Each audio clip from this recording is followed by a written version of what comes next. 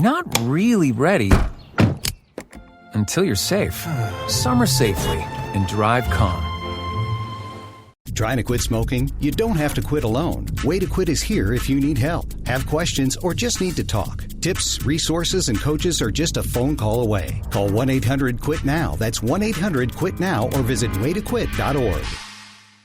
Your all-day resource for critical breaking news, traffic and weather, and conversation about Utah's most important stories. Listen on any smart speaker, the KSL News Radio app, and in your car at 102.7 FM, KSL FM Midvale, KSL Salt Lake City, KSL News Radio, Utah's all-day companion for news. Good afternoon. It's 6 o'clock. I'm Maria Shaleo, sitting in again today for Jeff Kaplan, KSL's top story this hour. Doctors and Governor Spencer Cox are calling on unvaccinated Utahns to get their COVID-19 shots as cases are back on the rise. This is the first time that we have had cases climbing when there is something that can stop them completely from climbing. KSL News Radio's Paul Nelson has more. Doctors say the rolling 7-day average of new cases is 384 per day, and that is a huge jump from last month. And the extreme majority of all hospitalizations and deaths are happening among unvaccinated people. They're especially worried since the Delta variant of the virus is in Utah. In fact, it's more prevalent here than in Los Angeles, and that variant is more contagious than the original strain of the virus. Health officials are investigating 4 separate outbreaks among kids at sleepover camps.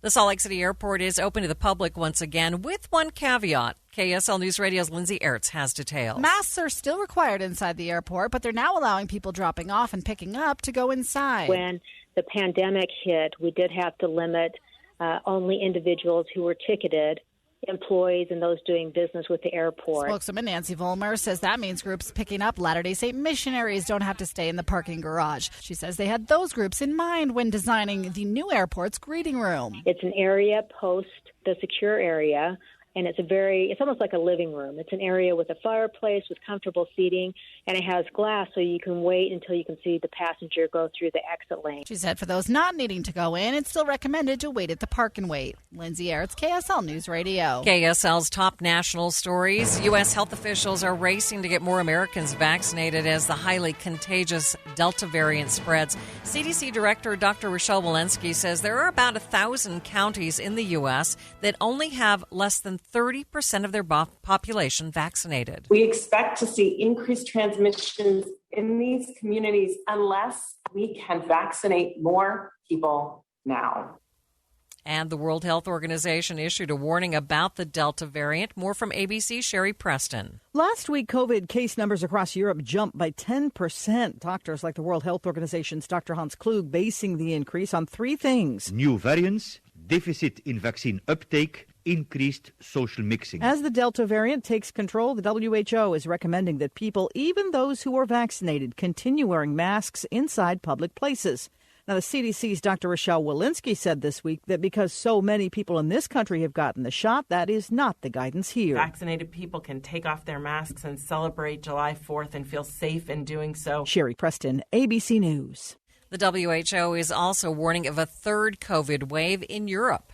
Regional Director for the World Health Organization in Europe, Dr. Hans Kluge, warning of a possible new wave of COVID infections. With some countries in Europe last week lifting lockdown restrictions, the number of new cases rose by 10%. Kluge saying, quote, "This is taking place in the context of a rapidly evolving situation, a new variant of concern, the Delta variant, and in a region where, despite tremendous efforts by member states, millions remain unvaccinated. There will be a new wave in the WHO European region unless we remain disciplined," end quote. Inez de la Quatera, ABC News, Paris. President Biden and the First Lady visited the site of the collapsed condo in Surfside, Florida this afternoon. The president offered his gratitude to first responders. This is life and death. And so I don't think I just got back from 12 days in Europe. I mean, just the simple act of everybody doing whatever needs to be done. The president also met with the survivors and many families of victims.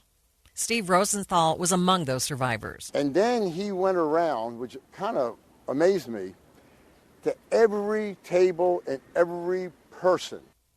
Rosenthal said Biden's personal experience with grief gave a sense of calm and caring. The president lost his first wife and baby daughter in a car collision, and later his adult son, Beau, to brain cancer. Second gentleman, Doug Emhoff, is coming to Utah tomorrow. Utah Democratic Party Chair Jeff Merchant told Inside Sources the visit is part of a national tour. The president, the vice president, the first lady, and the second gentleman, they're headed all over the country to talk about COVID-19, about our country starting to open up again. There's certainly going to be continued talk about getting vaccinated. The second gentleman will visit Bryce Canyon National Park this weekend. The death count is rising from last week's unprecedented heat wave in the Pacific Northwest. More from ABC's Alex Stone. Numbers are going up as more counties report in and as more autopsies are done. But in Washington and Oregon, now at least 76 people are known to have died from the heat. 45 are around the Portland area that hit 115 degrees 2 days in a row. The medical examiner in Multnomah County saying most of those who died from the heat were found alone. They had no air conditioning or fans to keep themselves cool. Their ages around Portland from 44 to 97. In tandem with the heat wave are some ferocious wildfires. In British Columbia, the town of Luton set an all-time national heat record for 3 straight days, and then the town was evacuated as a fire moved swiftly across the community. Ricky Meese, still some problem spots out there? Yeah, we have a fire in the downtown area, and traffic really should avoid this spot altogether in all directions.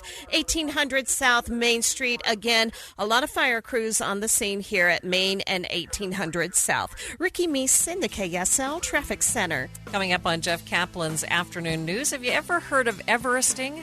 Well, Jeff Kaplan will tell you what it is coming up next in his Minute of News. I'm Dave Cawley, host of the podcast Cold. Our brand new second season focuses on the 1985 disappearance of a woman named Joyce Yost. Hear her voice for the first time. That's Cold Season 2, exclusively on Amazon Music.